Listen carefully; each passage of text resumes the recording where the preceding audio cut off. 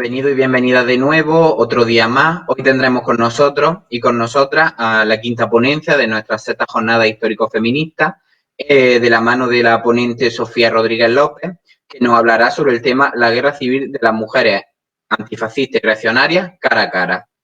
Bueno, voy a presentaros a la ponente que hoy nos acompaña. Ella es Sofía Rodríguez López, es profesora ayudante doctora de didáctica de las ciencias sociales en la Facultad de Ciencias de la Educación de la Universidad de Cádiz desde octubre de 2018. Anteriormente trabajó como docente de historia en enseñanza en media y como profesora asociada de historia contemporánea en la Universidad Carlos III y en la Complutense de Madrid en el periodo de 2017 a 2018. Su trayectoria académica le hizo obtener una beca de colaboración del MEC con el Departamento de Historia, Geografía y Arte desde 1998 hasta 1999 y una beca FPU del MEC en la Universidad de Almería desde 2000 hasta el 2004. Posteriormente ha sido también becaria de apoyo técnico a la investigación en la UAL en el año 2005, de formación de archivos en la Diputación Provincial de Almería de 2007 al 2009 y la Diputación de Granada en el 2013 y becaria Formarte del MEC en 2014 en el Centro Documental de Memoria Histórica de Salamanca. En 2002 obtuvo un premio de investigación Blas Infante por su tesina Mujeres en Guerra y en 2004 se doctoró cum laude en Historia Contemporánea por la UAL. Desde entonces se ha especializado en la historia social, de género y con fuentes orales de la Guerra Civil Española y del franquismo. Ha publicado 5 monografías y medio centenar de artículos y capítulos de libros en español, inglés y francés sobre la sección femenina de la Falange, el quintacolumnismo, la represión y la vida cotidiana durante la dictadura en el mundo rural. Algunas de estas contribuciones han aparecido en las mejores revistas del sector, desde Journal of Contemporary History en 2018 a Hispania en 2020. Recientemente ha coordinado los monográficos de Hispania Nova con el tema del asociacionismo femenino en los siglos XIX y XX en el año 2020, Espagna Contemporánea con el tema de mujeres de ley en 2019 o Historia del presente con el tema Mujer y fascismo en 2018. Ha realizado estancias de investigación en Madrid, en la UCM en 2003, en la UAM en 2019, en la UCM en 2020 y en el CSIC en el 2021, en Salamanca en el 2020, en Estados Unidos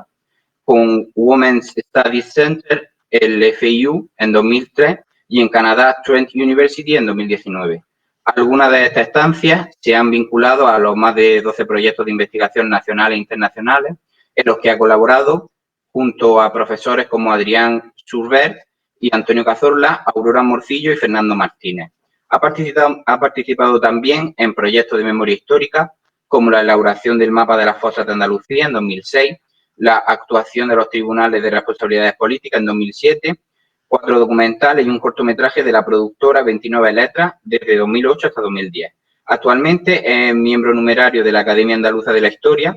el Instituto de Historiografía Julio Caro Baroja, el Grupo de Investigación Histórica Andaluza de la Universidad de Málaga o el Instituto de Estudios Almerienses. Bueno, sin más dilación, os paso con la ponente.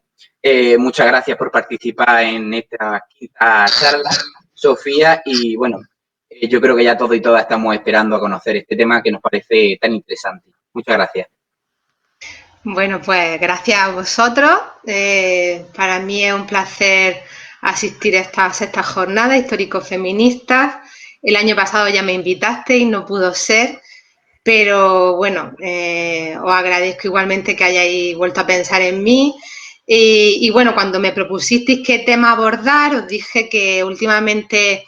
estaba trabajando también en el franquismo, que es el tema de mi tesis doctoral, pero estoy un poco más focalizada en la guerra, abundando en cosas que yo ya había dicho en mi tesina, Mujeres en Guerra, pero referida a Almería, y que ahora pues he tratado de extrapolar al conjunto del país y sobre todo con una perspectiva más internacional y comparada, ¿no?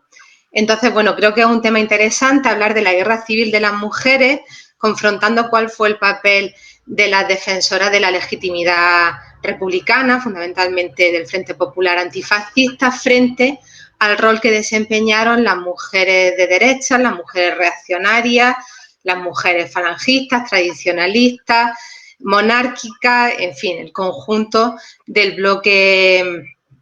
rebelde, podríamos llamarlo, y que vamos a ver cómo tienen algunos aspectos en común, otros que las diferencian, pero que desde el punto de vista de la historia social, de la historia de género, creo que son especialmente interesantes. Entonces, como os digo, es un avance de cuestiones que estoy trabajando justo en estos meses, que están a punto de publicarse y que espero que os interesen. Bueno, el índice un poco que me he preparado para esta ponencia, pues trata de hablar de las precuelas de la Guerra Civil y de las secuelas. En esas precuelas, en esos antecedentes, pues quiero fijarme primero en los referentes internacionales, en qué pasaba con mujeres que también cogieron las armas, tanto desde el bloque antifascista como desde el bloque más contrarrevolucionario, ¿no? Tanto en México, que fue la primera revolución social del siglo XX, en la URSS y en otras que trataron de emular lo que había sucedido con la revolución del proletariado ruso en Finlandia, Alemania, en la Hungría de Béla Kun, por ejemplo. Esto lo voy a dejar un poco más al margen porque no da tiempo a abordarlo todo, pero sí que quiero hacer una perspectiva, ¿no?, de esa situación internacional de las primeras décadas del siglo XX, después de la Gran Guerra fundamentalmente,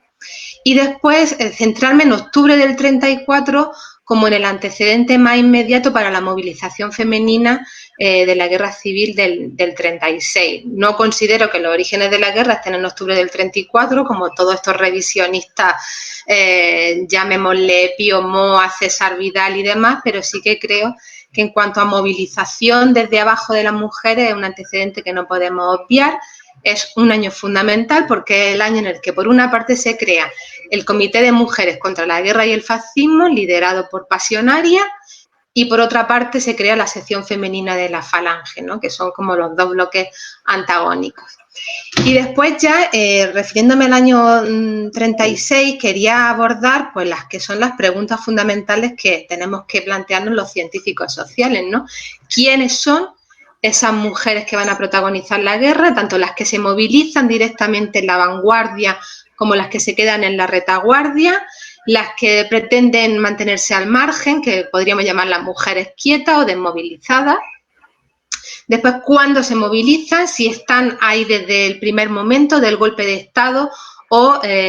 entran en acción más adelante, y cuándo salen de escena. ¿Dónde lo hacen? Lo que podríamos denominar los territorios de la guerra, la división fundamental entre la vanguardia y la retaguardia, pero también entre la zona sublevada y la zona republicana, gubernamental, o las regiones que tienen mayor protagonismo en esa movilización femenina. El cómo, es decir, qué ocupaciones van a desarrollar las mujeres, tanto como combatientes, como espías en el campo de la lucha en la sombra, ¿no?, como obreras, como campesinas, en el mundo de las oficinas, de los oficios de cuello blanco, a través de los abastos tan importantes para la supervivencia durante la guerra. Y después, ¿por qué lo hacen? O sea, ¿cuáles son las motivaciones para las mujeres, tanto dentro del movimiento revolucionario como del contrarrevolucionario, o de aquellas que pertenecen al bloque republicano más legitimista, muchas de las cuales parten al exilio porque no están de acuerdo precisamente con esa fuerte confrontación social y política que se produce después del verano del 36? O sea, este sería el marco general, y después podríamos ver algunas secuelas de cuál es la herencia que dejan estas mujeres, por ejemplo, en la guerrilla, que empieza a funcionar en algunas zonas antes incluso del final de la guerra civil, cuando caen ya bajo dominio del bando rebelde, y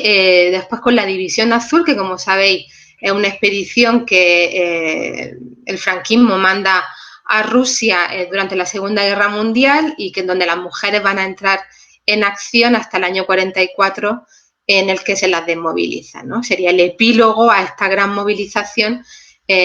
con la Segunda Guerra Mundial. Entonces, este es un poco el índice general de mi intervención, y ahora vamos a ir desgranándolo. No pretendo abundar demasiado en cada una de estas cuestiones, sino a través de las imágenes, que creo que siempre es algo mucho más atractivo, pues ir comentando todos estos aspectos.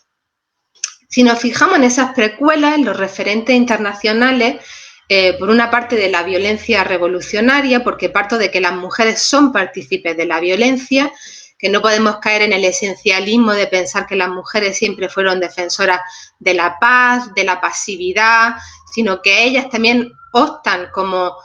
sujetos agentes, como con sujetos políticos por coger las armas, pues vemos que esto no se produce solamente en España, sino que tienen unos antecedentes de los que eran más o menos conscientes por las culturas políticas que llegaban a nuestro país. Y tendríamos el primero de ellos, en la imagen que tenéis a la izquierda, en las soldaderas mexicanas, con las cananas cruzándole el pecho, con esos famosos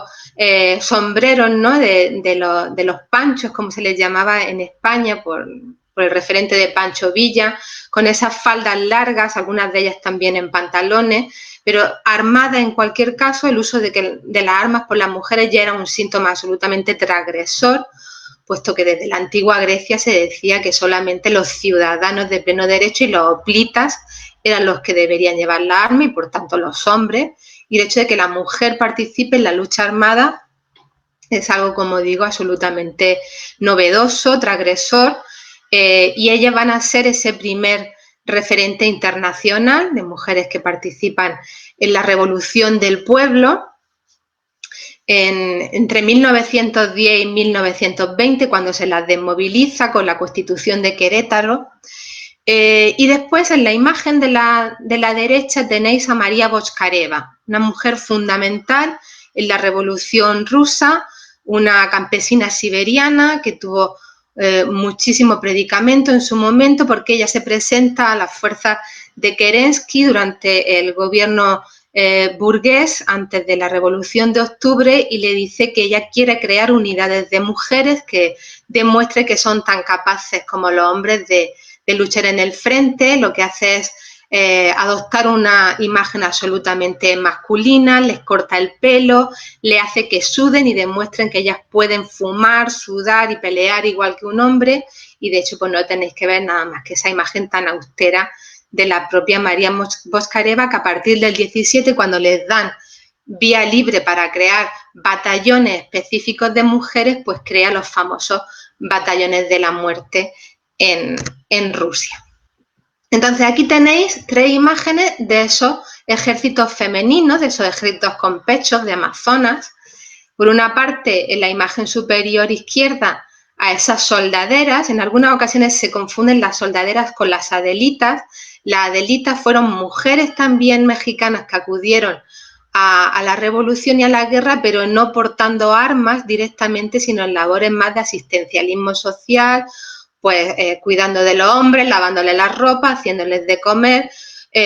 curando sus heridas, enterrándolos cuando caían en el frente, pero no tanto combatiendo. Las soldaderas son las que van armadas, como esta imagen que tenéis ahí, de mujeres patriotas, como se puede leer en la nota que hay en la parte inferior. En la otra imagen superior derecha tenéis esos batallones de la muerte rusos de María Bockareva, y en la de abajo, quizás menos conocida, están las guardias rojas femeninas que combatieron durante la guerra civil en Finlandia. Justo al término de la Primera Guerra Mundial, en Finlandia se desarrolla una guerra civil que va a durar unos meses, hasta el 5 de mayo del 18, y en un país con una población de 3 millones de habitantes se calcula que hubo en torno a casi 6.000 mujeres movilizadas, si no me bailan ahora las cifras. O sea, una cantidad enorme de mujeres que decidieron acudir al frente. También vamos a ver a continuación cómo quisieron hacerlo las mujeres de las Guardias Blancas, que estaban apoyadas por el ejército imperial alemán, pero en una medida muy inferior, ¿no? Entonces aquí tenéis estos 3 referentes internacionales. Aquí de nuevo a las soldaderas o adelitas que iban en los techos de los vagones del tren, como veis, cargadas con todo tipo de provisiones para poder dar de comer a los soldados y cuidar de ellos. Esto es una serie de imágenes magníficas que ha sido muy investigada por distintas autoras, tanto mexicanas como norteamericanas fundamentalmente, donde se ven las condiciones en las que acudían. Aquí están los batallones de la muerte rusos, con esa imagen que veis absolutamente desnaturalizada, ¿no? Donde se trata de restarles cualquier signo de feminidad, con las cabezas afeitadas, con esos los pechos muchas veces enfundados, enfajados, con esos uniformes y las gorras que prácticamente pues, nos impiden identificarlas, ¿no? Como mujeres. Algunas alcanzaron graduación militar muy importante, estuvieron al mando de unidades técnicas, de transmisiones, de transportes, etcétera. Se calcula que en el frente interior ruso hubo en torno a 50.000 mujeres movilizadas. Y aquí tenéis algunos ejemplos de esa Guardia Roja finesa del año 18. En concreto, las dos de la izquierda son Elena Alto y Eli Woko, que fueron ejecutadas en los campos de concentración que se crean al término de la Guerra Civil. Hubo en torno a 250 mujeres ejecutadas en condiciones terribles en los campos de concentración de Finlandia. Eran en general muy jóvenes, entre 18 y 23 años, y guardan muchos paralelismos con las milicianas españolas que vamos a ver más adelante. Frente a esa movilización de mujeres revolucionarias en el contexto internacional del año 10, 18, 20, tenemos las referencias internacionales de una feminidad también contrarrevolucionaria, es decir, igual que pasa con estas mujeres combatientes, hay otras mujeres que en los años 20, 30 van a ser un precedente de lo que después serán las margaritas tradicionalistas en España, lo que serán las falangistas, etc. Y el referente más directo lo tenemos en el movimiento cristero, que se da en México a partir del año 23 aproximadamente, y que viene precisamente a combatir algunas de las conquistas sociales, sobre todo de las conquistas anticlericales que se habían impuesto en la Constitución de Querétaro en México, que iban en contra de la Iglesia mexicana. Hubo también una represión anticlerical muy importante y hubo un movimiento femenino pues, realmente numeroso, como veis ahí, que defendía la vuelta de la religión y de la Iglesia oficial a las instituciones mexicanas y que, como decimos, va a tener su eco después en todo lo que es el movimiento antirrepublicano que surge en España a partir del año 31. Es otro referente internacional para las españolas, pero digamos del lado contrario, del lado reaccionario. También en Finlandia, como os decía antes, igual que hubo una Guardia Roja, hubo una Guardia Blanca en el año 18. Ahí tenéis algunas de las enfermeras que apoyaron precisamente a los blancos, como se les llamaba, dentro de esa guerra civil finesa, que estaban apoyados, como he dicho, por la Guardia Imperial alemana, y a una combatiente, a una mujer que era Anna Milimäki, y que combatió en algunos de los frentes más importantes de Finlandia, en Helsinki, en Lempala, y aunque fueron muy pocas las que se le permitió el uso de las armas, pues aquí tenéis un ejemplo gráfico de que también la hubo. Lo que pasa es que va a ser después, sobre todo a finales del año 18 y a partir de 1920 sobre todo, cuando se crea una organización que es la Lotta Svart y que va a durar hasta el término de la Segunda Guerra Mundial, cuando se la desmoviliza, y que va a asistir sobre todo a los combatientes fineses del lado reaccionario, de los blancos, en tareas asistenciales, como enfermeras, como cuidadoras, como asistentes de comedores y en todas estas tareas de intendencia. Ahí tenéis el logotipo, el anagrama, que es una especie también de cruz gamada y que es el símbolo de estas mujeres reaccionarias en la Finlandia de entreguerras, de esa guerra civil europea. Podemos hablar, por lo tanto, de una guerra religiosa que se está librando a nivel internacional en esa Europa de entreguerras o en ese mundo de entreguerras también al otro lado del Atlántico. Pues es probable, ¿no? Igual que aquí se están preparando para fusilar los santos, como se decía en Almería, cuando acuden a derribar el corazón de Jesús en el Cerro de San Cristóbal, ¿no? En Almería, pues también en México se está librando una lucha parecida. Ahí tenéis sacerdotes ejecutados en los postes de la luz en la zona de Jalisco, de una represión enorme sobre el clero, y estas mujeres que brindaron a sus hijos al movimiento cristero para que defendieran a la religión frente a ese movimiento absolutamente ateo, que estaba en contra de los valores morales y espirituales más profundos del pueblo mexicano, ¿vale? Entonces, estas son algunas de las claves en las que hay que entender toda la movilización social y política que se está generando a los dos lados del Atlántico en estos años. Estas son otras imágenes de las mujeres cristeras, algunas de ellas van a caballo, como veis en la imagen superior de la derecha, otras se dedican a coser en los roperos, los talleres de confección, los capotes, los uniformes para los soldados, y tenéis auténticas familias cristeras como la que tenéis en la imagen de más abajo. Se crearon incluso brigadas femeninas, como esos batallones de la muerte en Rusia, o como esas soldaderas rusas, donde también hubo, mexicanas, donde también hubo batallones exclusivamente de mujeres, pues la hubo también del lado católico, como esta brigada femenina Santa Juana de Arco, donde se las llama las Pretty Brigades entre algunas historiadoras anglosajonas, y ahí las veis pues igualmente provistas de fusiles, de cananas y dispuestas a combatir al infiel anticlerical en estos años 20, ¿no? Entre el año 23 y el año 30 aproximadamente, con lo cual podemos decir que es un precedente absolutamente inmediato a la Segunda República en España. Los ecos llegaron, de hecho tenemos referencias de cómo en algunos conventos se representaban obras que hacían referencia al movimiento cristero, se leían algunas crónicas de lo que estaba pasando, y sobre todo en los diarios católicos como El Debate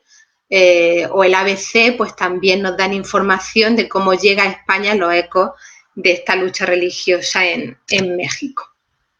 Aquí tenéis otras imágenes de esas agrupaciones de señoras y de jóvenes católicas, con el mismo lema que va a tener después las margaritas tradicionalistas en España, Viva Cristo Rey, y ahí veis cómo están haciendo sus campañas de ecuestación para recaudar fondos, cómo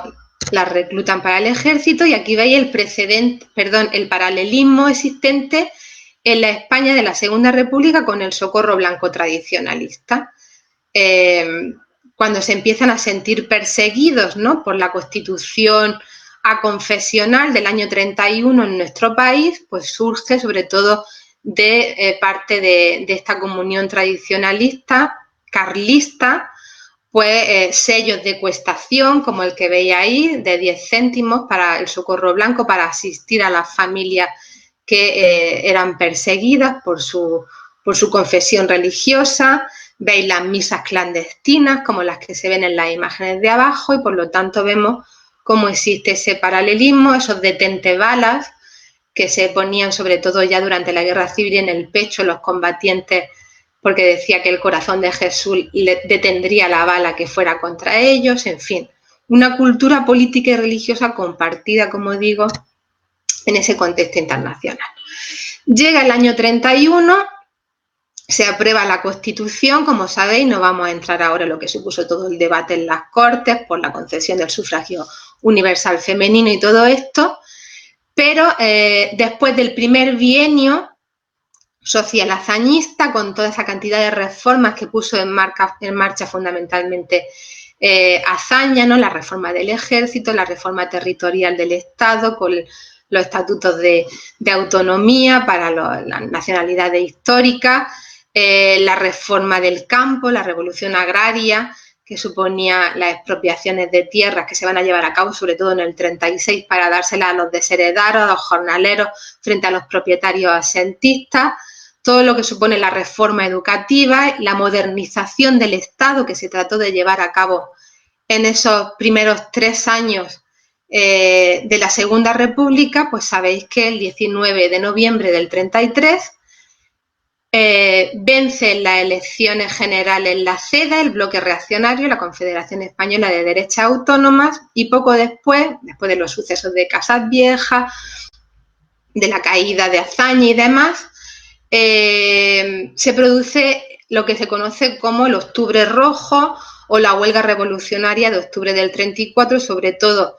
en Cataluña y en Asturias, donde se trata de proclamar el Estat català, por parte de Compains, y en Asturias, donde los mineros pues llevan a cabo una auténtica huelga revolucionaria que iba a ser duramente reprimida, sobre todo por las tropas africanistas, y que supone, yo creo que un punto de ruptura absolutamente en lo que había sido el devenir de la Segunda República. Coincidiendo con todos estos actos, con toda la movilización para conseguir la amnistía de los presos posterior a los hechos de octubre, pues tenemos que se refuerza, por un lado, el Comité de Mujeres contra la Guerra y el Fascismo, que se había creado ese verano, el verano anterior, liderado, presidido por Catalina Salmerón, por la hija de uno de los presidentes de la Primera República, Nicolás Salmerón, almeriense, como sabéis, pero liderado fundamentalmente por Dolores Ibárruri, por Pasionarie, con otros miembros del Partido Comunista, como Encarnación Fullola y demás. Y está en la órbita, por supuesto, de lo que es la Tercera Internacional Comunista, la Cominter, y de un movimiento también pacifista, el movimiento Amsterdam Playel, que tiene su sede en París, ¿no? Esto por parte del bloque de izquierda, si queréis, y por parte de la derecha, esa radicalización que se está produciendo con el ascenso de los fascismos en toda Europa, con la victoria de Hitler en el Reichstag, en el Parlamento alemán, en el año 33, después, por supuesto, de 10 años de gobierno fascista de Mussolini en Italia. Pues se crea en nuestro país un partido fascista como tal, en el 33, Falange Española, liderado, como sabéis, por el hijo del anterior dictador militar, por José Antonio Primo de Rivera, y en donde rápidamente tratan de integrarse las mujeres, aunque vamos a ver cómo le impiden en principio el paso.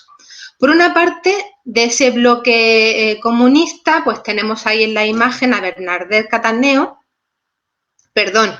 ella fue la dirigente que pone en marcha este Comité Mundial de Mujeres contra la Guerra y el Fascismo. En principio, ya os digo, un comité antibelicista, pacifista, que está además inspirado por Dimitrov, por el que era entonces el líder de la Comintern,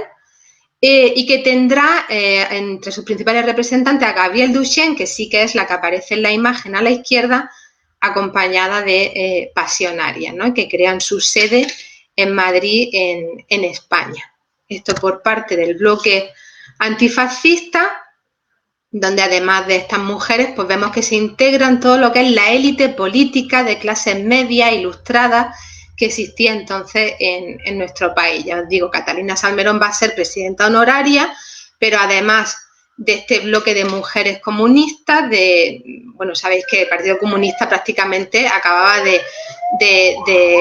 instalarse en nuestro país a partir del año 23, pero sobre todo en el 33, cuando empieza ya a tener mayor protagonismo, aunque tenga pocos afiliados, y entre ellas pues tenemos a Dolores Ibárruri, a Irene Falcón, Encarnación Fullola. Creo que Virginia González ya había muerto para entonces, que fue la primera líder del Partido Comunista, y después otras mujeres más escoradas hacia el socialismo o hacia posiciones republicanas más moderadas, como Victoria Kent, que sabéis que era diputada en Cortes por el Partido Republicano Radical Socialista, Clara Campoamor, la gran sufragista española del Partido Republicano Radical de Lerroux, o la hermana Margarita Nelken, que tenéis en la imagen de la izquierda, en el centro, Margarita Nelken y su hermana Magda Donato, que era también actriz, y que van a estar todas ellas en ese Comité Español de Mujeres contra la Guerra y el Fascismo, que va a pelear, entre otras cuestiones, por la amnistía de los presos de la Revolución de Asturias. Aquí tenéis otros representantes, Veneranda Manzano, del Partido Socialista, igual que María Lejárraga, Veneranda por parte de Cantabria, María Lejárraga de origen granadino, Catalina Salmerón, que os he dicho que era la presidenta honoraria, y en la parte de abajo, Encarnación Fullola e Irene Falcón, del Partido Comunista. Irene Falcón, la gran compañera de Dolores en toda su andadura política, Matilde de la Torre, también diputada socialista en el 33, y Regina García, que es una persona muy ambigua, que vamos a ver que primero va a estar en las filas del comunismo y que después se va a convertir en quinta columnista durante la Guerra Civil. Pero todas ellas estaban integradas en ese gran bloque de mujeres que se crea en el 34 en contra del fascismo. En el 34, aparte de que aparecen las primeras milicianas en Asturias, pues se da un affair, se da toda una controversia en torno a Daída Peña, que era una joven asturiana que va a ser asesinada, y Luis Sirval es un periodista que va a publicar una crónica en el 34 en contra de los asesinos precisamente de Daída Peña. Esto va a generar en la opinión pública una enorme revolución y terminan asesinando también al periodista, Luis Sirval, y esto hará que en la guerra incluso se cree, no sé si es una columna o un batallón que se llama así, Luis Sirval, precisamente en honor a estos sucesos. Ahí veis precisamente, en memoria de Luis Sirval se crea el batallón Fermín Galán de Unión Republicana rinde homenaje a la memoria de Luis Sirval, dando su nombre a una compañía, como os decía antes, y esto ya en el año 36. Es decir, el año 34 crea en el imaginario colectivo de nuestro país una conmoción tan grande y, bueno, además de una serie bastante numerosa de presos políticos que van a ser los primeros amnistiados después de la victoria del Frente Popular en febrero del 36, que hace que precisamente en los orígenes de la guerra esté toda la memoria de lo que ha pasado 2 años antes en Asturias, se amnistía a los presos, se le da nombre a las compañías como Aída Lafuente, Luis Sirval, etc. Y precisamente dentro de esas milicianas que se crean en Asturias, Matilde de la Torre tiene precisamente una crónica de algunas de ellas que combatieron muy duramente, ¿no? Pues se crea el gran mito de Aída Lafuente. Aída Lafuente es una pionera, es una joven comunista asturiana de apenas 16 años, con un padre y una madre muy vinculados, muy politizados dentro del Partido Comunista, con otra hermana mayor que también pertenece a los pioneros del PC, a la Unión de Muchachas, y que no duda en vestirse de miliciana, acudir al frente. Primero está ahí entre las trincheras, pues llevando municiones a sus compañeros, y cuando llegan al Naranco y se ven cercados por unas tropas de regulares, ella no duda en cubrir la retirada de sus compañeros y muere defendiéndolo en un acto absolutamente heroico que la convierte en un mito, ¿no? Es, como dice Adrián Schubert, un mito revolucionario puro, como pudo ser Agustina de Aragón o la doncella de Orleans, Juana de Arco, porque muere por la causa a una edad muy joven, donde todavía ni siquiera era una mujer hecha y derecha, sino que era una niña, ¿no? Prácticamente. Y veis pues la repercusión que tuvo en algunos de los medios de comunicación del momento, como el Heraldo de Madrid o Treball en Cataluña. Y ahí se crea el gran mito de Aída Lafuente. Después habrá montones de colegios, escuelas de cuadros de la JSU que se llamen Aída Lafuente, batallones, etcétera. Y paralelamente a todo esto, por eso siempre quiero hacer la comparación qué pasa en el bloque reaccionario frente al bloque revolucionario, tenemos los orígenes de la sección femenina a la que yo he dedicado mi tesis doctoral, ¿no? Vemos cómo aquí en Almería, por ejemplo, no, porque no se crea hasta plena guerra civil la sección femenina en el año 37 en Granada, pero en el conjunto del país, sobre todo en Madrid y en algunos núcleos de Castilla o en Jerez, pues ya en el año 34 vamos a ver cómo se crea esa sección femenina. Por eso en el 59 se conmemora, como veis ahí en ese medallón, su 25 aniversario. Va a estar liderada por la hermana de José Antonio Primo de Rivera, del jefe absoluto de la Falange, la hija también del dictador, y eran 7 mujeres muy cercanas, primas entre ellas, amigas, dentro de esta semiaristocracia, oligarquía madrileña, con muchos vínculos también con Cádiz, con los señoritos jerezanos, ¿no? como se les denominaba, y que dicen que ellas también quieren participar de este movimiento absolutamente moderno, fascista, que se está creando en nuestro país. Y en principio se les niega porque creen que las mujeres tienen que estar en tareas asistenciales, pero no en las tribunas, dando discursos políticos y demás. Sin embargo, vamos a ver cómo finalmente ellas consiguen llevarse el gato al agua y se crea esa sección femenina. La primera va a ser Justina Rodríguez de Biguri, una vallisoletana que viene de la JONS, de las Juntas de Ofensiva Nacional Sindicalista. Esta ya está dando mítines en Valladolid en el año 34 y va a ser, por ejemplo, un fichaje muy importante para esa sección femenina inicial, igual que María Dolores Galvarriato, Carmen Rico, que pertenecen al primer curso del SEU. O sea, ellas aprovechan la creación del Sindicato Español Universitario dentro de la órbita de Falange para decir, bueno, nosotros somos estudiantes, somos, por supuesto, un grupo absolutamente exclusivo dentro de la España de la época que estudiaba enseñanzas media y universitarias y queremos formar nuestra propia organización de mujeres, pero como medio utilizan el subterfugio de empezar a afiliarse al SEU universitario. Ellas son las primeras en el curso 33-34, después se van a unir en octubre Mercedes Fórmica, que sabéis que va a tener también una importancia enorme en los años 50 del franquismo, como una abogada defensora del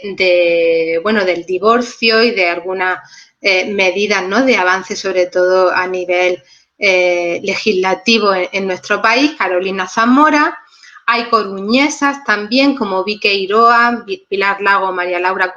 Colmeiro. En el año 35 se unen y en el 36 van a ser presas. En la primavera del 36, antes del golpe de Estado, cuando se ilegaliza la Falange, ellas están ya cometiendo actos de desobediencia civil y van a estar en la cárcel incluso. O sea, fuera del núcleo madrileño de estas 7 amigas primas de José Antonio, empiezan ya a captarse mujeres de distintos lugares de España que lo que pretenden unirse a este movimiento contrarrevolucionario, fascista, que trata de emular lo que está pasando con los regímenes europeos del momento. Y aquí tenéis otra imagen de las 5 mujeres que fueron rechazadas en principio por Falange en el 33, y las primeras inscritas pues fueron Pilar Primo de Rivera, por supuesto, la hermana de José Antonio, pero también sus primas Inés y Dolores, Dora Maqueda, la que va a ser durante muchos años la secretaria nacional de sección femenina, que también venía de la JONS de Valladolid, Luisa María de Aramburu, María Luisa Bonifaz y Marjorie Munden, que va a tener un papel fundamental en la captación de pasaporte, porque tenía un pasaporte extranjero, en la captación de armas para la quinta columna durante la Guerra Civil. O sea, este es el núcleo iniciático de sección femenina. Y así llegamos al contexto de las elecciones de febrero del 36, cuando triunfa el Frente Popular y las mujeres, por segunda vez en la historia de nuestro país, gracias a la conquista del sufragio universal, van a acudir a las urnas y unas van a optar por votar a la izquierda, como veis ahí, en la prensa de la época, en crónica, en estampa, pues se le hacen entrevistas donde se les pregunta por qué van a votar de un signo u otro, y otras van a votar a partidos monárquicos o a Falange, como veis en la imagen de la derecha. Esto demuestra, como diría la propia Clara Campoamor en ese libro fundamental que ella escribió, Mi pecado mortal, el voto femenino y yo, se la culpabilizó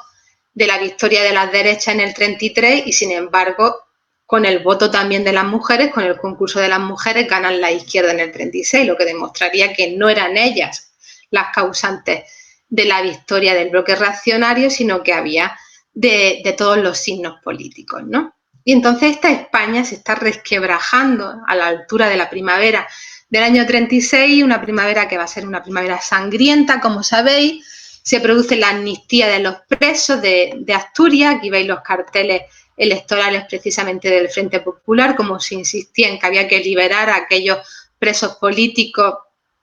que habían caído durante la huelga revolucionaria, durante el Bienio Negro,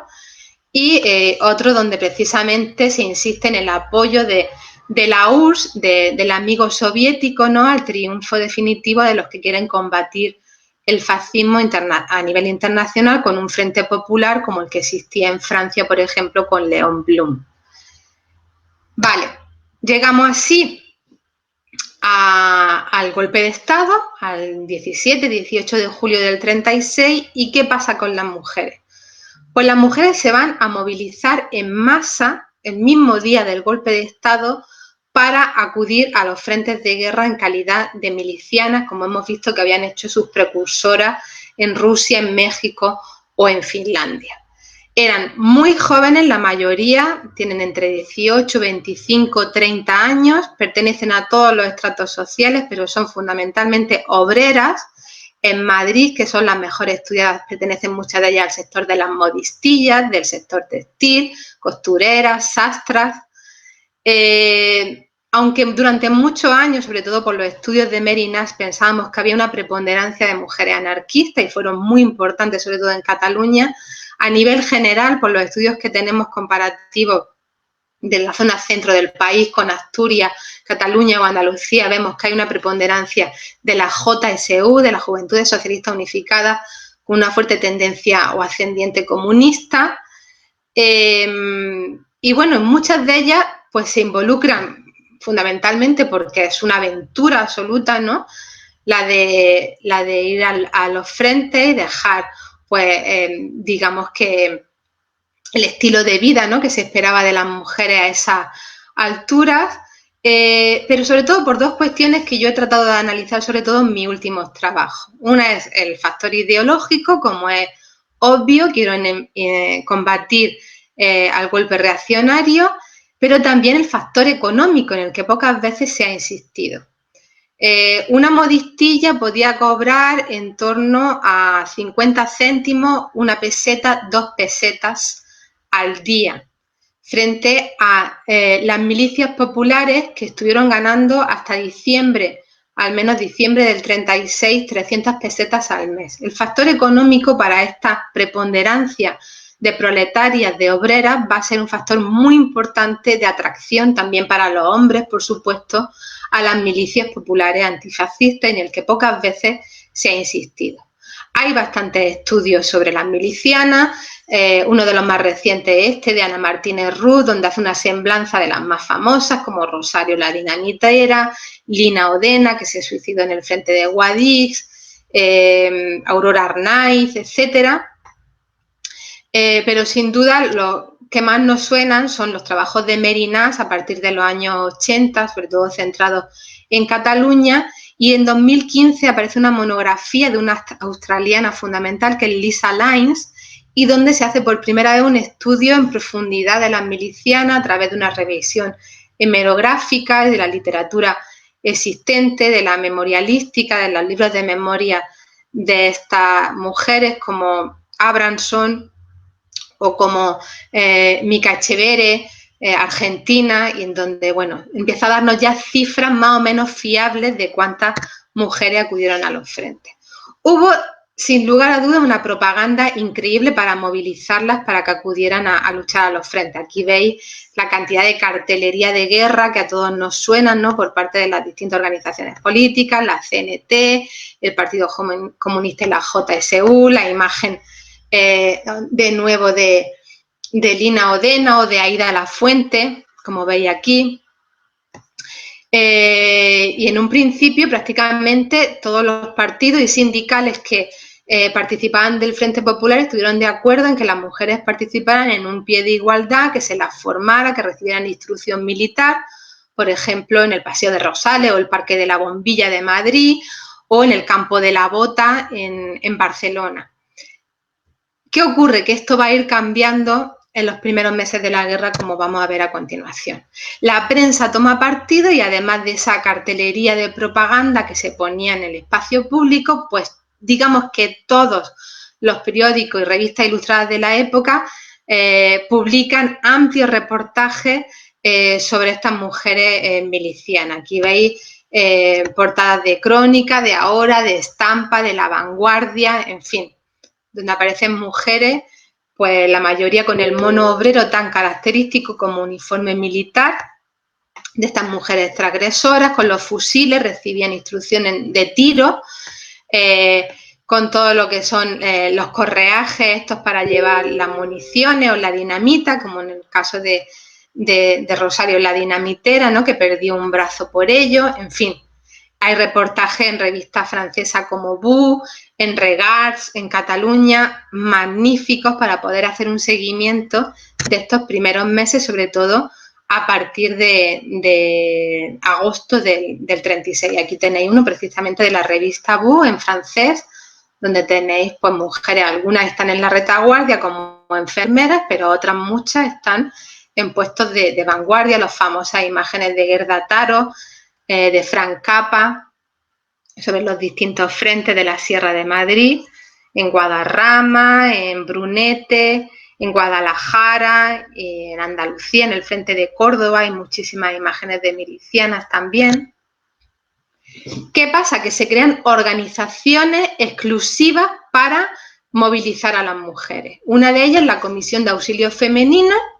que se crea en Madrid, creo que es a finales de agosto, primeros de septiembre, en donde están integradas Isabel Oyarzábal, que sabéis que fue la primera mujer embajadora de España en Estocolmo, Victoria Kent, que había sido directora general de prisiones y líder del Partido Republicano Radical Socialista, o Emilia Elías del Partido Comunista. Es decir, una organización creada ex professo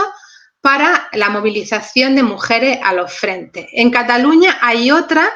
que es para las milicias femeninas antifascistas de Cataluña, donde se dice que hay 550 mujeres movilizadas en septiembre del 36, nada menos que 550. Y se crean incluso batallones exclusivos de mujeres. ¿Acordáis de los batallones de la muerte de María Bochkareva en Rusia? Pues aquí tenéis las mujeres del batallón de la muerte, del PC también en nuestro país, la columna Mangada, donde hay muchísimas mujeres que van al frente del Navalperal, en Madrid, el batallón Avanti, donde se dice que hay casi 1000 mujeres en noviembre del 36 integradas, muy jóvenes todas ellas, aparte de los batallones Largo Caballero, Rosa Luxemburgo, que es el que va a la conquista de Mallorca, es decir, muchísimas mujeres que en ocasiones están integradas en batallones mixtos y en otras forman batallones exclusivos femeninos. Y muchas de ellas alcanzan una graduación militar muy importante, como había sucedido con Petra Herrero, por ejemplo, en Morelos, en México, o con María Bochkareva en Rusia. Aquí tenéis, por ejemplo, a la que se la conoció como la capitana, Amica Echevere, que tiene un papel muy importante en la batalla de Sigüenza, en Guadalajara, donde mueren el mayor número de milicianas, casi 20 milicianas mueren en la batalla de Sigüenza en septiembre del 36, y ella era la capitana de esos batallones, el 13, el batallón 13 de la división pasionaria. Hay otras mujeres integradas en los batallones del PON, aquí tenéis precisamente a Amica Echevere, que era del PON, ella vino a España con su marido, pertenecían al Partido Obrero de Unificación Marxista, liderado por Andreu Nin, pero hay otras muchas mujeres en esos puestos de capitanas, de tenientes, comandantes. Aquí tenéis a Anita Carrillo, que era una capitana de la línea gaditana y que está en los frentes de Cádiz y de Málaga hasta el año 37, con el Batallón México. Aquí tenéis a Encarnación Hernández Luna, una alicantina que alcanzó la mayor graduación de comandante, a Luisa Paramont, otra capitana, aquí tenéis otra imagen de Anita Carrillo, a Jover, es decir, la tenemos prácticamente en todos los puestos de graduación militar. Y algunas de las más conocidas, ¿no? Por Rosario Sánchez Moro, la dinamitera, que ha muerto hace relativamente poco, que se integró con 16 años en la escuela de la JSU de Aída Lafuente y que ha publicado sus memorias y es una de las más célebres, ¿no? ¿Qué pasa con Lina Odena? Que igual que pasa con Aída Lafuente en el año 34, se convierte absolutamente en un mito al principio de la guerra, cuando la están cercando en el frente de Guadix. Ella era catalana, pero viene a combatir a Andalucía. Esto era algo muy común, muchísimas catalanas que van a los frentes de Aragón y de Madrid, muchísimas leonesas que van a los frentes de Asturias y otras que llegan hasta Andalucía, además de las autóctonas. Y ella, pues, cuando están en el frente de Guadix, muy cerca de lo que era la base del 23 Cuerpo del Ejército Republicano radicado en Baza, pues cuando ve que la van a acercar decide suicidarse y esto pues la convierte, la eleva a los altares del antifascismo, ¿no? En un auténtico mito, y veis que se hace pues todo tipo de propaganda y de crónica acerca de su muerte como una heroína del pueblo, como veis aquí. Aquí veis otros, ¿no? Se la equipara con Aída Lafuente como el precedente más inmediato, pero también con Mariana Pineda, la granadina, o con Agustina de Aragón durante la Guerra de Independencia, ¿no? Son héroes además juveniles. Y entonces tendríamos que entrar en el debate de cuántas eran realmente estas mujeres soldados. Yo, por mi último estudio, a partir de lo que era la pagaduría del ejército, la pagaduría del ejército de tierra es un organismo que se crea para pagar las pensiones a aquellas milicianas que habían quedado mutiladas por efecto de la guerra o que mueren en el frente, y entonces hay que pagar la pensión a sus herederos, ¿no? Consultando estas bases de datos y estos expedientes en Salamanca, he llegado a la conclusión que de casi 60.000 bajas registradas, que no significa que fueran todas, pero de las que hay registradas a fe cierta en Salamanca, prácticamente solo entre 50 y 150 eran mujeres. En un principio yo puse 250, pero después, repasando uno a uno los expedientes de estas mujeres, me daba cuenta que muchas mujeres que yo creía mujeres, que eran Trinidad, que se llamaban Carmela, que se llamaban Jesusa, o que se llamaban Encarnación, resulta que muchas veces son errores tipográficos o simplemente las costumbres bautismales de la época que daban nombres que hoy consideramos de mujer a hombres combatientes. Entonces, estos 250 habría que reducirla a como mucho 150, porque hay un margen de ambigüedad, y a ciencia cierta 55 que yo tengo registradas con nombre, apellido y todos sus datos, ¿no? Entonces, fijaos aquí en este cuadro de quesitos como de todos los hombres movilizados, se cree que fueron en torno a 150.000 milicianos voluntarios, y después llegan hasta casi 700.000 como integrantes con las quintas del Frente Popular. Pues de todo ello, en naranja estarían los brigadistas, en torno a 8.000 brigadistas internacionales que llegaron a España hasta septiembre del 38, cuando se les desmoviliza, septiembre-noviembre del 38, y mujeres pues sería un porcentaje que nunca sería superior al 2%.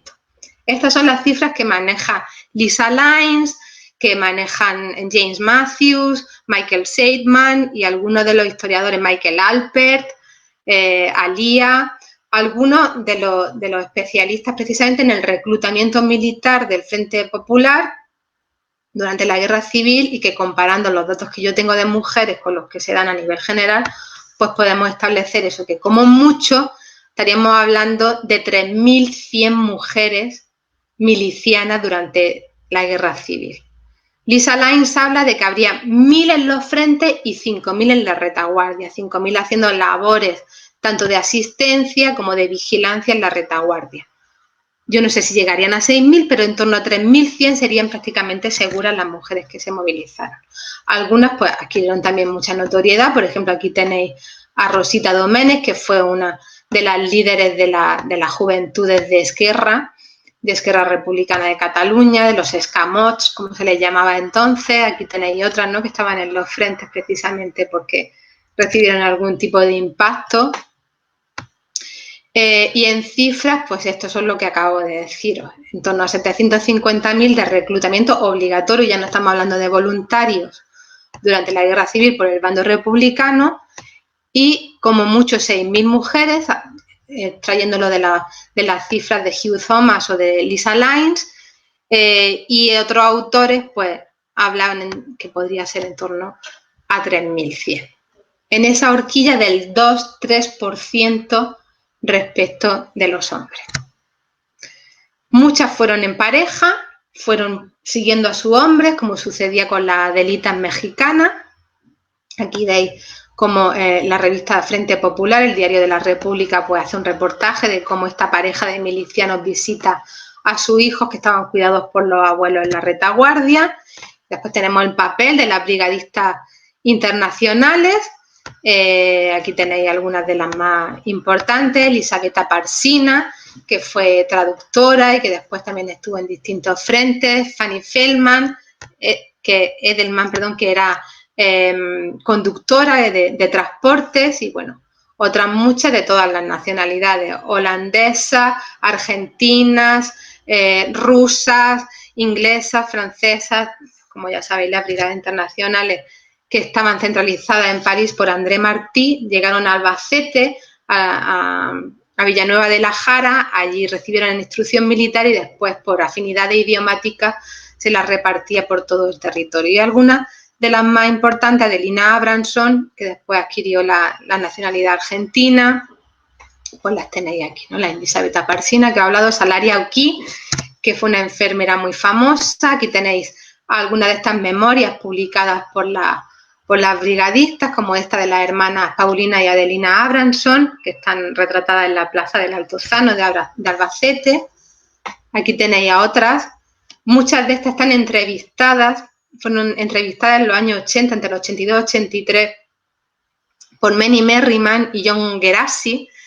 que pertenecen a los veteranos de la Brigada Lincoln, y existe una copia de las entrevistas que se le hicieron tanto en la Biblioteca de Nueva York como en el Centro Documental de la Memoria Histórica de Salamanca, por si queréis consultar las entrevistas que se le hicieron. Evelyn Hutchins, que era otra conductora de camiones, como veis aquí, Abramson,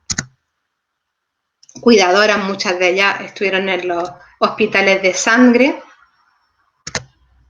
Y aquí la famosa brigadista negra Salaria Key, que procedía de Harlem, de uno de los barrios más obreros, más pobres de Nueva York, y que vinieron junto con muchas columnas de combatientes negros, igual que de combatientes judíos,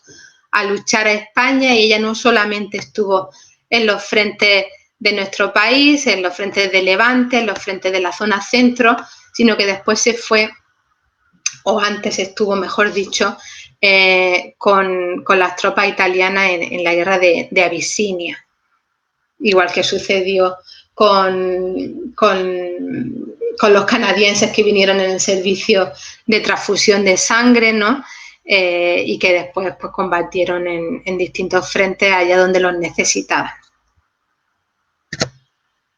Aquí tenéis otras imágenes de estas ambulancias que se financiaron con las subvenciones de muchos emigrantes españoles antifascistas en Estados Unidos. Fijaos, el pueblo negro de América brinda una ambulancia a la lucha antifascista. Aquí tenéis otros servicios, ¿no?, de lo que era la ayuda americana de los cuáqueros, etcétera. Y aquí pues brigadistas belgas, comunistas, judías en la Plaza de Cataluña, hasta que son desmovilizadas, como os digo, en el otoño del 38. ¿Qué pasa? Que sabemos que hay un determinado momento en el que estas mujeres, que se les convierte en heroínas absolutas de la guerra, pues son desmovilizadas. Se dice que son transmisoras de enfermedades venéreas, que muchas de ellas son prostitutas, que lo que van es buscando a los hombres hasta los mismos frentes de guerra, que son incluso espías y quintacolumnistas, que lo que tratan es de extraerle información a los soldados. Y hay toda una campaña de publicidad para que estas mujeres que están en el frente combatiendo se vayan hacia la retaguardia y sean más útiles en servicios de enfermería, comedores, lavaderos del frente, etcétera. Esto hay autoras de una nueva generación de investigadoras muy interesantes como Azucena López o Gutiérrez en Cataluña, Esther Gutiérrez, que se han dedicado a hacer un análisis profundo de la legislación militar, y no hay ni un solo decreto oficial que demuestre que hubo un decreto de desmovilización de las mujeres en el frente. Están todos los decretos que convierten las milicias populares de voluntarios en un ejército popular, centralizado, oficial, tal y como lo quería Largo Caballero, pero no hay exactamente una norma que diga que las mujeres tienen que salir del frente. Las enfermeras, desde luego, podían continuar como enfermeras en los frentes, y no hay nada explícito que diga que tienen que dejar de combatir. Es sobre todo la Vox Populi, la campaña de propaganda que protagonizan precisamente Dolores Ibarruri como comandante honoraria del 5º Regimiento, la ministra de Sanidad Federica Montseny y algunas intelectuales un poco desilusionadas, ¿no?, con lo que suponían los frentes anarquistas, como Simone Weil, las que empiezan a decir que las mujeres allí no pintan nada y que tienen que retirarse a la retaguardia. Y esto es una campaña que os puedo asegurar que, tal y como aparece en estos reclamos publicitarios se repite exactamente igual en 1920 en México, con la retirada de las soldaderas y adelitas, una vez que triunfa la revolución. Sucede en Rusia, cuando María Boscareva cae en desgracia en el año 18, se acaban los batallones femeninos de la muerte.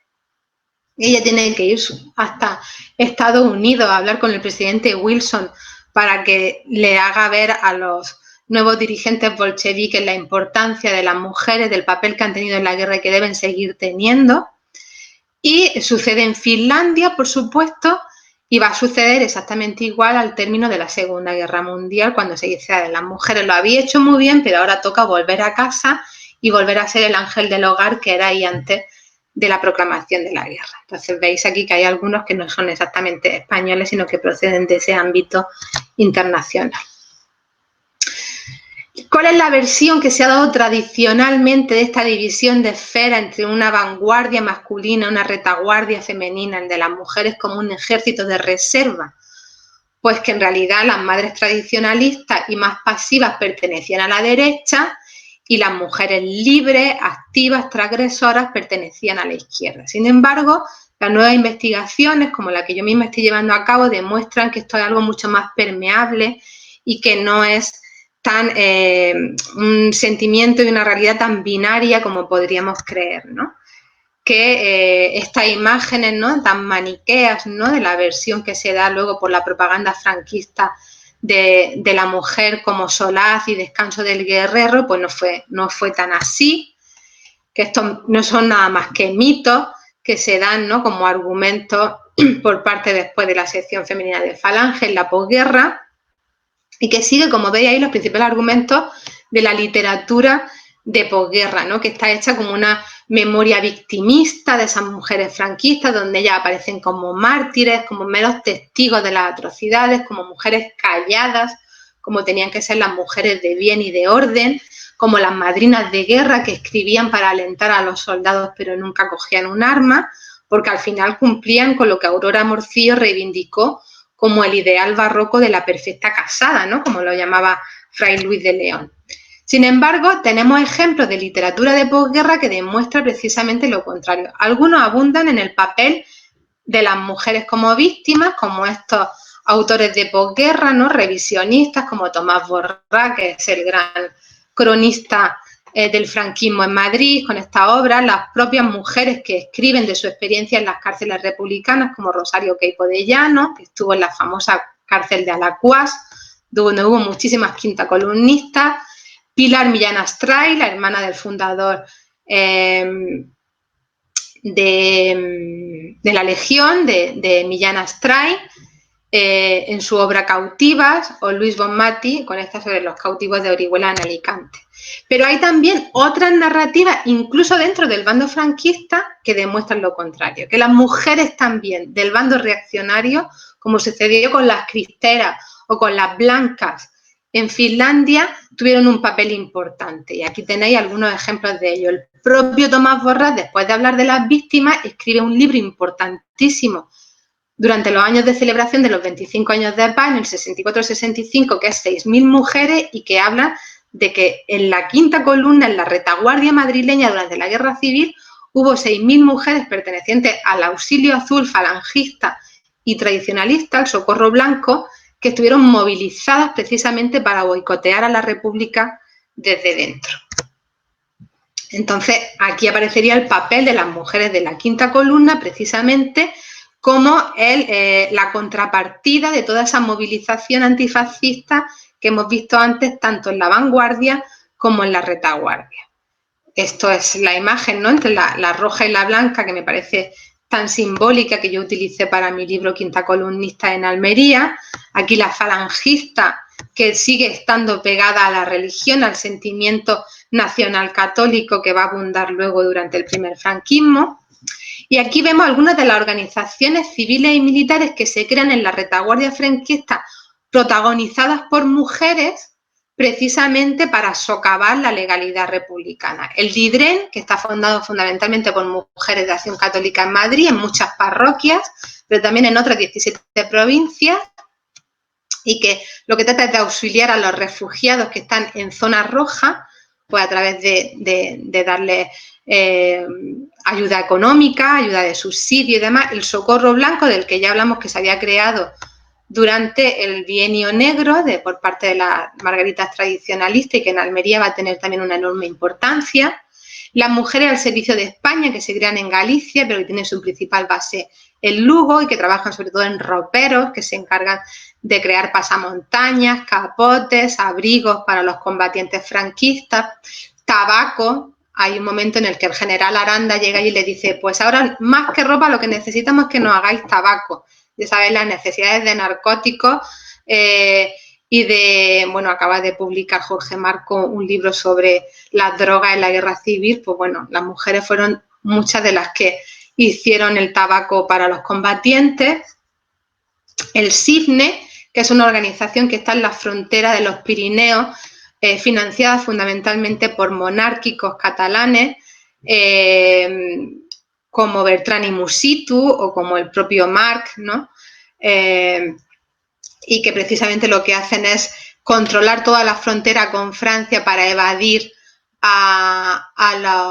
los sublevados, a los que estaban perseguidos en la retaguardia republicana para que no cayeran en las checas, le faciliten el paso a Francia y luego la vuelta a la España franquista a través de San Juan de Luz y del puente internacional de Hendaya. Y después todos estos servicios un poco descentralizados, atomizados que existían para ayuda a los franquistas desde la zona republicana se van a centralizar a partir del noviembre del 37 en el SIN, que es el Servicio de Información y Policía Militar Franquista, y que lo que hace es precisamente a través del general Hungría centralizar todos estos servicios de espionaje, de quinta columnismo, con sus sedes tanto en Salamanca, donde se crea el gran archivo de la persecución a los rojos, ¿no? Donde están muchas mujeres trabajando, haciendo las fichas de los rojos, los que hay que tener controlados, la Auditoría de Guerra de Zaragoza y el fichero de San Sebastián. ¿Qué trabajos tenemos hoy en día sobre las quinta columnistas? Pues desde donde más hay es de Madrid, donde trabajó como un pionero absoluto Javier Cervera en La ciudad clandestina, publicado en el 98. Más recientemente han publicado Guzmán Gómez Bravo y Carlos Píriz, que ha estado dirigido en su tesis doctoral por Guzmán, pero que está a punto de publicar su tesis también sobre la quinta columna, o Ángela Flynn, que se ha fijado sobre todo en las mujeres de la quinta columna de Madrid y que publicó en Oxford University Press el año pasado un libro magnífico. En Valencia lo ha trabajado Javier Paniagua y Benjamín Lago. En Barcelona tenemos los libros de Pastor Petit, fundamentales, muy prolífico en estudios desde el año 78 y algunas fuentes primarias como la de Félix Ross. Y yo publiqué en 2008 mi libro Quinta Columnistas para Almería, pero estoy preparando precisamente la publicación de otro sobre mujeres en toda España. En definitiva es desmontar, como os digo, esa supuesta separación de esfera entre lo que hacían las republicanas con mujeres activas y lo que harían las reaccionarias como mujeres pasivas. Incluso hubo algunas mujeres tradicionalistas que también cogieron las armas, como las finesas blancas en el año 18, como Agustina Simón, que se enrola en un batallón tradicionalista, carlista, en la zona de Navarra y que terminan muriendo en el frente. Hubo muchísimas que a través de la oficina, los trabajos de secretaría, de telégrafos, de correos, pues lo que hacían era captar conversaciones, información absolutamente secreta y estratégica para pasársela al enemigo, al cuartel general del SIN. Las mujeres que trabajaban en los roperos, como estas al servicio de España de Lugo, de las que os hablaba antes, esto forma parte de un dossier de documentación de las mismas que encontré en Salamanca, que tenían sedes prácticamente en todos los pueblos de la provincia de Lugo, como veis ahí, en otras provincias de Galicia. Como os digo, las que trabajan en los roperos de las Margaritas, la sede de Nacho Enea. Nacho Enea es una finca que se llama así en San Juan de Luz, en donde se daban pasaportes para aquellos franquistas que se habían evadido a Francia pudieran volver otra vez a entrar a la España franquista a través del puente internacional de Hendaya, a través de toda una trama que lideraba el comandante Troncoso a nivel militar y Carmen Zapino como secretaria de este chalet, de esta pseudoembajada oficiosa de Nacho Enea. Bueno, esto es un carnaval que se hace en plena guerra civil, no sé si en Valencia o en Madrid, donde aparece precisamente la quinta columna como algo que era Vox Populi, que todo el mundo sabía que existía, que de vez en cuando había redadas para acabar con la misma, pero que no lo consiguieron, que de hecho pues permaneció hasta el final de la guerra. Y aquí veis algunas mujeres espías reales que estuvieron trabajando a veces como agentes dobles para los dos bandos, como Sara Jordá, que era la espía en Figueras. Bueno, Sara Jordá no está aquí, esta es precisamente Rosa Bríos, que era una telefonista de Alcañiz, falangista, camisa vieja. Estas son las enfermeras mártires de Somiedo, que mueren a manos de otras milicianas asturianas en Somiedo. Carmen Tronchoni, fijaos, una belleza, que fue espía del SIGNE, del Servicio de Información de Fronteras del Noroeste de España, y que murió también en Montjuic, que fue capturada en una redada importantísima que hizo el SIM, precisamente de Indalecio Prieto en Barcelona en el año 37, y a la que se terminó ajusticiando. Y solamente en Barcelona existirían todos estos grupos clandestinos formados por hombres y por mujeres. Como veis ahí, las mujeres pueden llegar a ser a veces hasta el 10% de los miembros de estos grupos de quinta columnistas, que funcionaban solo en la provincia de Barcelona. Muchas son juzgadas por causas de alta traición, de espionaje, de derrotismo, como veis ahí, sobre todo de espionaje en un 25% de mujeres. Aquí tenéis los porcentajes también de hombres en amarillo y las mujeres de violeta. Están ahí entre el 10, 20, 25%. Y al final, una cosa es por lo que se las enjuicia y otra es las sentencias que se terminan emitiendo. La mayor parte de ellas terminaron siendo juzgadas por derrotistas, fundamentalmente por hablar mal en lugares públicos del Frente Popular, y solo un 12% al final encausadas juzgadas por espionaje. Esto es la gráfica, y esto fue pues toda esa propaganda que hubo en contra de estas quintacolumnistas, pues que difundían los rumores, que era lo peor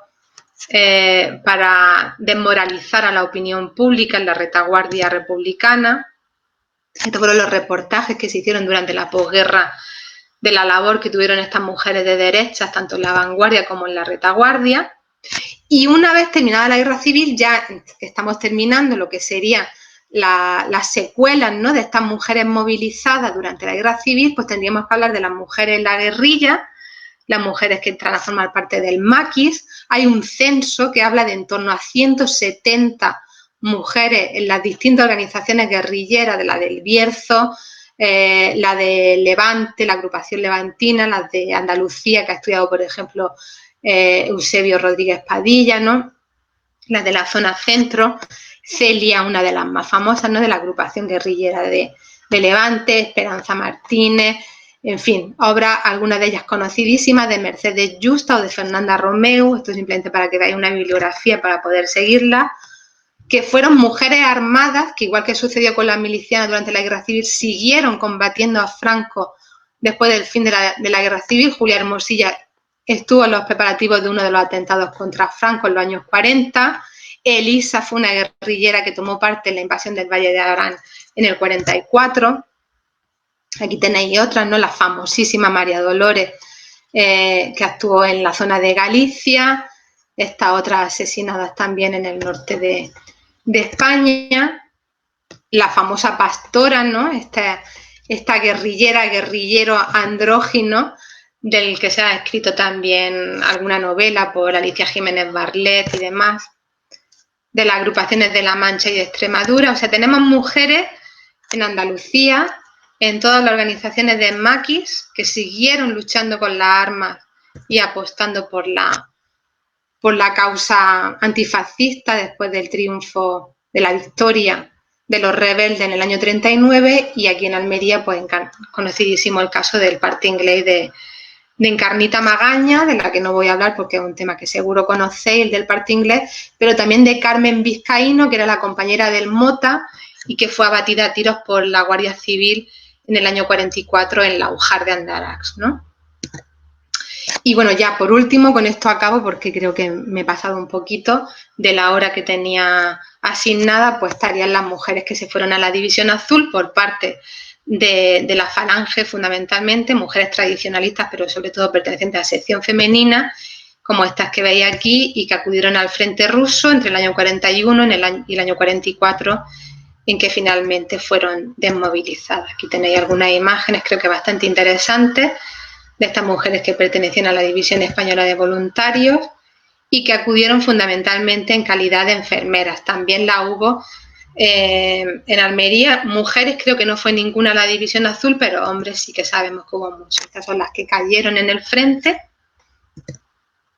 Y como conclusiones, pues nada, decir que allá donde hubo un llamamiento masivo a la resistencia contra el franquismo o contra el republicanismo, va a haber mujeres, tanto de un bando como de otro, que tenemos unas precuelas y unas secuelas que hemos visto a lo largo de esta intervención, que terminarían con las 146 enfermeras enviadas a la División Azul, que aunque la mayoría, participaron de esa lucha sin armas, como la denomina Ana Bravo para la Segunda Guerra Mundial, pero también estuvieron vinculadas a los ejércitos, tanto en los servicios de información como intendencia, sanidad militar, espionaje, y que, bueno, ellas juegan un rol importantísimo, tanto en la guerrilla como en la quinta columna, y que no reconocer este hecho es negarle su agencia política y su agencia histórica y seguir condenándola a ser solamente madres, esposas, hijas o hermanas de que tuvieron un papel importantísimo en la resistencia civil, tanto por parte de las antifascistas durante la dictadura franquista como por parte de las reaccionarias durante la guerra civil en la retaguardia republicana. Y esto era todo lo que quería comentaros. Pido perdón por haberme extendido tanto, pero bueno, a partir de ahora pues quedo a vuestra disposición para cualquier comentario que queráis hacer.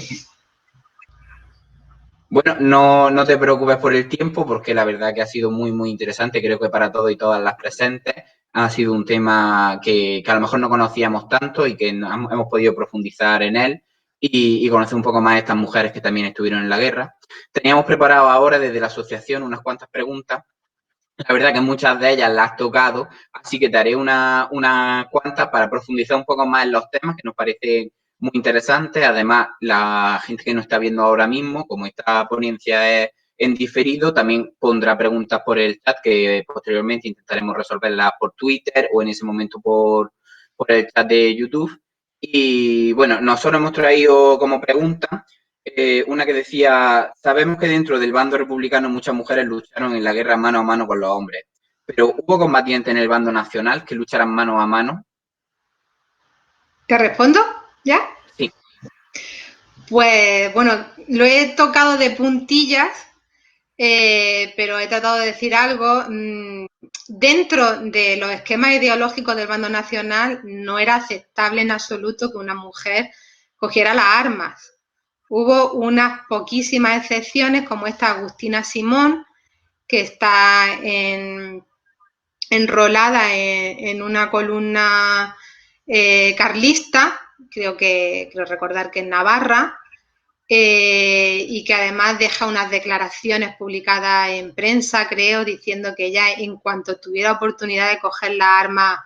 lo iba a hacer, porque, bueno, no solían ser mujeres solteras, sin obligaciones familiares, y que, bueno, muy ideologizadas y que, sobre todo por una cuestión de convicciones religiosas, están dispuestas a batirse el cobre, ¿no?, por su fe.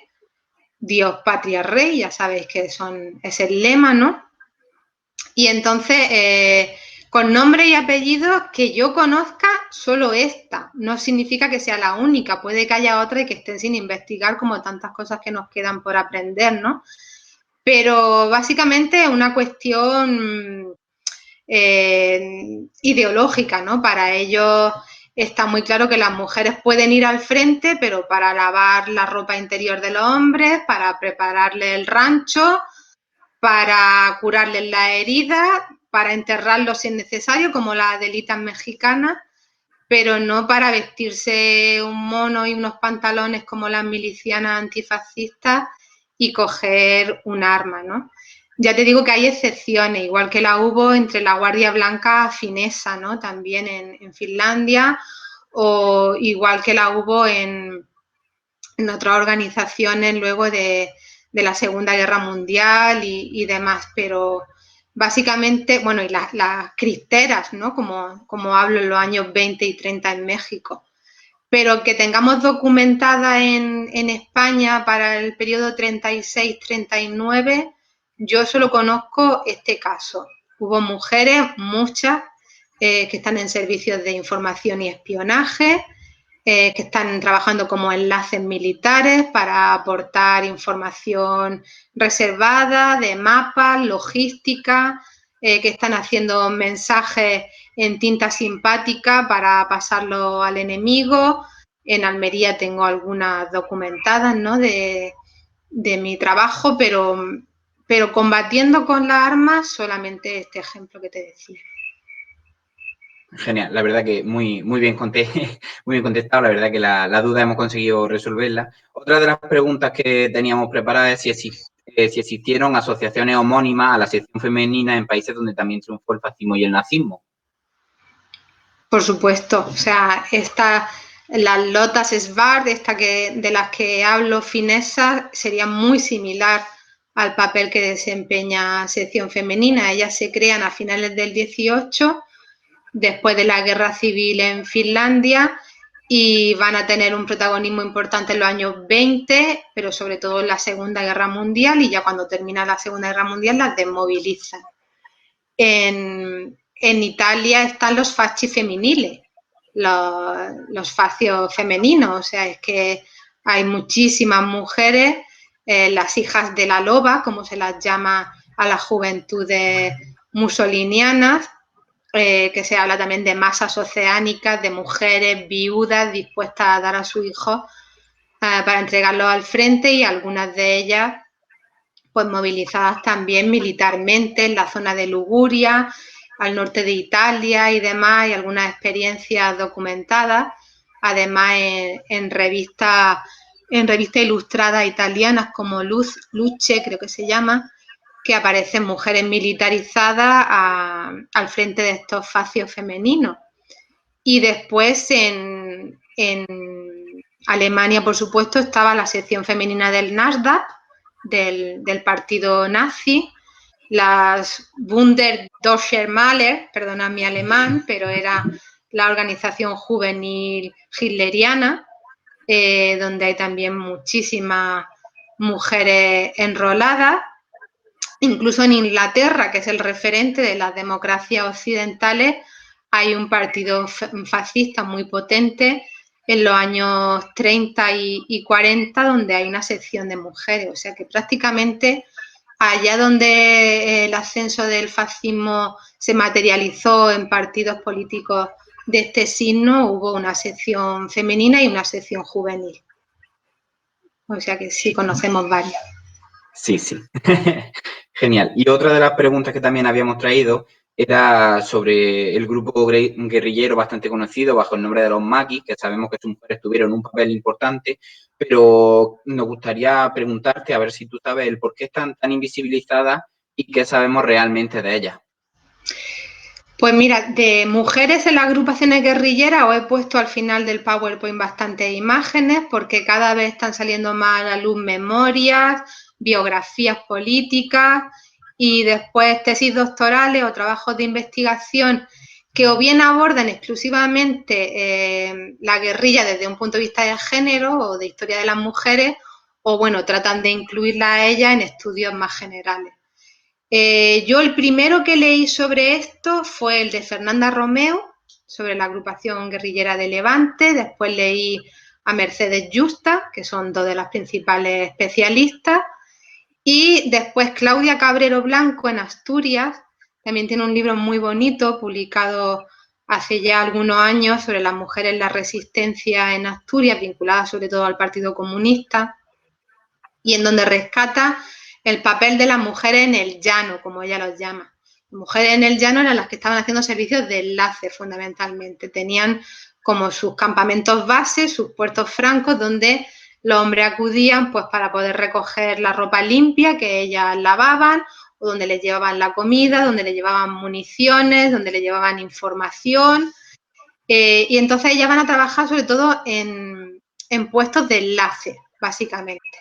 Sabemos que tienen un papel muy importante en Asturias, también en esta territorialización de la guerra que yo hablaba en el índice, que después tampoco he podido profundizar mucho en ella, yo las zonas que tengo más estudiadas son las de Andalucía, por supuesto, pero después la zona centro de Madrid, Asturias y Cataluña. Y en estas zonas también la guerrilla, una vez que termina el conflicto, va a tener una presencia muy importante. En todas ellas hay mujeres muchas veces que han perdido a sus parejas y que ellas siguen con sus críos en la sierra, que se les llamaba los de la sierra, ¿no? Al maquis. Muchas veces porque no hay una vuelta atrás para ellas, porque saben que si se entregan a las autoridades pues van a ser juzgadas, fusiladas o que van a pasar el resto de sus días en la cárcel y les van a quitar a sus hijos y todo lo que era después el calvario penitenciario de las mujeres.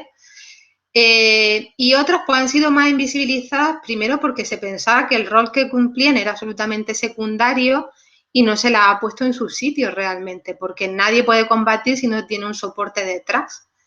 Y con el tiempo yo creo que se ha hecho cada vez más justicia con ellas y conocemos el papel de algunas realmente importantes, ¿no? Tanto en la zona esta del Bierzo, en la agrupación guerrillera de León y demás, como en la zona de Levante, muy conocida, el papel de Celia que citaba antes. Y hay un censo de mujeres guerrilleras muy interesante, publicado en un periódico digital, ahora no te podría decir el título,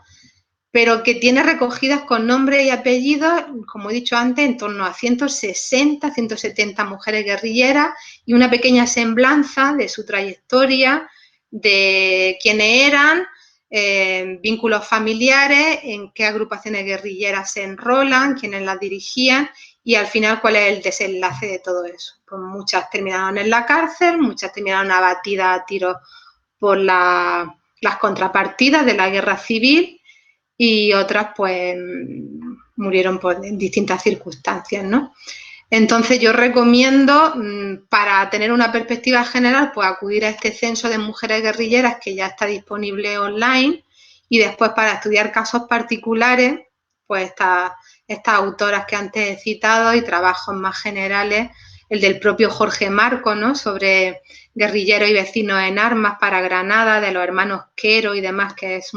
una delicia de trabajo y que nos habla además de un entorno más próximo a nosotros, ¿no? De la provincia de Granada y después los propios trabajos de Eusebio Rodríguez Padilla para Andalucía y demás. O sea que ya podemos decir que cada vez hay más. O sea, a mí no me vale ya la justificación muchas veces cuando voy al sitio. Dicen, es que ¿por qué sigue sin investigarse la guerra civil? Digo, pero que no se investiga la guerra civil, que no se investiga el franquismo, si es el tema estrella de la historiografía contemporánea. Lo que pasa es que tenemos que leer más, tenemos que leernos entre nosotros y realmente poder abundar en un estado de la cuestión que da para mucho con todo lo que ya he investigado. Totalmente de acuerdo, la verdad. La información está, lo único que hay que hacer es buscarla y ponerse a informarse, estoy totalmente de acuerdo. Y la última pregunta es un poco más relacionada con el día a día, es decir, la gente del día a día, como estamos hablando cada día, se está viendo como que intenta buscar el leer menos y ver más, ya sean documentales, series, películas. ¿Conoces alguna serie, alguna película que trate muy bien o que trate bien este tema que se nos pueda recomendar aquí al público presente? A ver, hay mucho también, mucho y a veces no muy bueno, porque muchas veces criticamos que el cine de época, ¿no? Que americanos, británicos saben hacer tan bien, con tanta calidad, no solamente de producción, ¿no? Sino también en las temáticas que abordan y demás, pues quizá aquí en España pues tenemos 4 o 5 títulos conocidos, pues Tierra y Libertad de Ken Loach, tenemos Milicianas, Libertarias de Vicente Aranda, tenemos algunos otros títulos que ahora mismo tampoco te sabría enumerar, pero hay bastantes sobre la guerra civil, ¿no? Sobre las mujeres en concreto de la guerra civil, que todos han contribuido en la medida de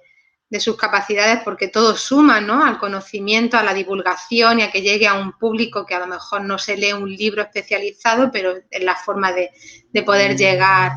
a ello. Y series, yo series españolas sobre la guerra civil no estoy muy al tanto. He visto algunas a nivel internacional porque cada vez me interesa más la perspectiva comparada, ¿no? Y sobre todo cuando estoy trabajando con quintacolumnistas, con mujeres espías y demás, pues hay algunas muy, muy buenas que se están haciendo en Inglaterra, sobre todo, y tengo mala memoria. Hay una que es sobre los servicios del MI5 y del MI6, ¿no? De las mujeres que trabajaban en la sede de los servicios secretos británicos, que descifraban con la máquina Enigma todos los mensajes que se cruzan durante la Segunda Guerra Mundial. Y tengo que decir que la primera vez que se descifra un mensaje de la máquina Enigma se hace durante la Guerra Civil Española. En España funcionaron hasta 6 máquinas Enigma. Pero ahora mismo títulos así para decirte os recomiendo encarecidamente que veáis esto no se me ocurren, pero creo que el tema pues se presta a verlo en distintos idiomas, en distintos países, y que al final lo que he tratado de mostrar en mis charlas es que no somos tan, Spain no es tan diferente, ¿no? O sea que realmente las luchas que se han librado aquí pues son similares a las de otras geografías que pueden ser muy lejanas a nosotros, pero que han tenido una evolución bastante similar, y que todo forma parte de ese contexto de guerra civil europea, de entreguerras, que creo que es realmente determinante para entender lo que fue el siglo XX. Sí, la verdad que sí. Y a veces, como dices, mirar un poco más allá de lo que tenemos cerca y ver cómo se nos ve estas perspectivas comparadas. La verdad que es un tema muy, muy interesante. Pues hasta aquí las preguntas que traíamos desde la asociación. Volver a reiterarte el agradecimiento por esta gran ponencia que nos has podido brindar hoy. Y además ya aprovechar este tiempo para deciros que el próximo 20 de marzo a las 4:30, de la mano de Celia Ramiro, vamos a tener nuestra sexta ponencia sobre pintoras prerrafaelitas. Muchas gracias por asistir y, sobre todo, muchas gracias por vuestro tiempo. Y gracias también a Sofía. Chao.